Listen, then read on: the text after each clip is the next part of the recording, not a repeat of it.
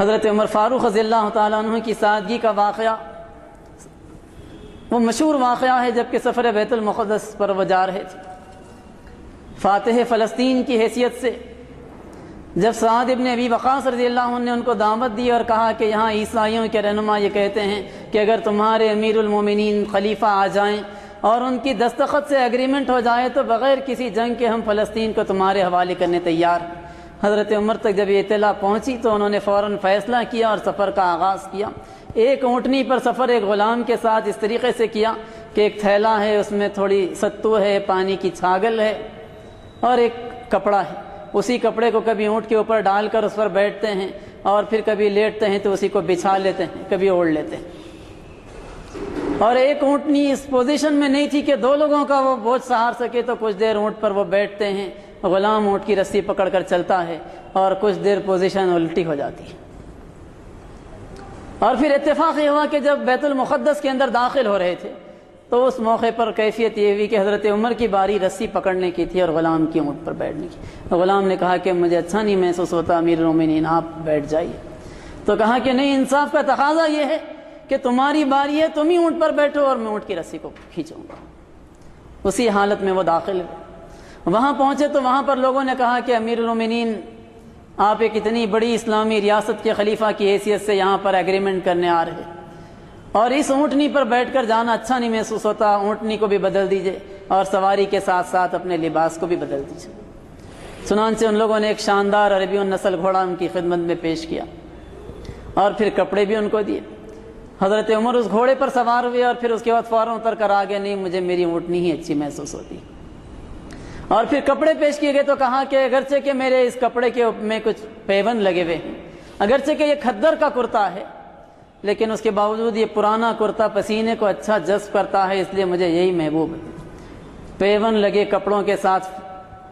اس بڑی اسلامی ریاست کے سربراہ پوری سادگی کے ساتھ داخل ہوئے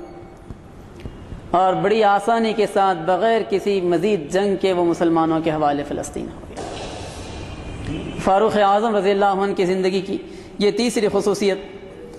سادگی کی خصوصیت۔ ان کی زندگی کی چوتھی خصوصیت جو میں آپ کے سامنے اس موقع پر رکھوں، وہ خدا کے اوپر بھروسہ، اعتماد، توکل، یقین کی کیفیت۔ فاروق اعظم رضی اللہ تعالیٰ عنہ کا معاملہ یہ تھا کہ ایک موقع ایسا ہوا جبکہ مصر مسلمانوں نے فتح کر لیا، اور مصر کی فتح کے بعد وہاں سے گورنر حضرت عمر ابن عاص رضی اللہ عنہ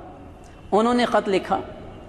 اور کہا کہ یہاں پر لوگوں کا معمول یہ ہے کہ سال میں ایک مرتبہ ایک نوجوان غیر شادی شدہ لڑکی کی وہ قربانی دیا کرتے ہیں، اور جب اس کی قربانی دیتے ہیں تو ان کا یہ عقیدہ ہے کہ دریائے نیل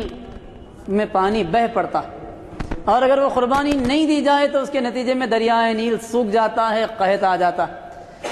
لوگوں نے مجھ سے اجازت چاہی تو میں نے اجازت نہیں دی، اور پھر یہ کہ فی الواقع دریائے نیل سوکھ گیا ہے اور مصر اس وقت قحط کا شکار،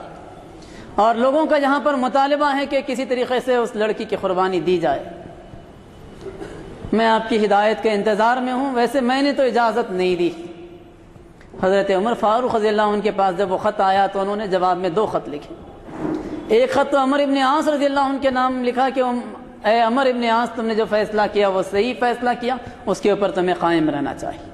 اور دوسرا خط انہوں نے دریائے نیل کو مخاطب کرتے ہوئے لکھا کہ اے دریائے نیل، اگر تو رب العالمین کے حکم سے بہا کرتا تھا تو تجھے فوراً جاری ہو جانا چاہیے، نہیں اگر تو اپنی مرضی سے بہتا تھا تو پھر اس بات کی ہمیں کوئی پرواہ نہیں کہ تو بہتا ہے یا نہیں بہتا۔ اور عمر ابن عاص سے کہا کہ اس دوسرے خط کو لے جاؤ اور دریائے نیل کے اندر ڈال دو۔ حضرت عمر ابن عاص نے حضرت عمر فاروق رضی اللہ عنہ کے حکم کے مطابق اس خط کو دریا میں ڈالا، اور دوسری صبح لوگوں نے مصر کے جو منظر دیکھا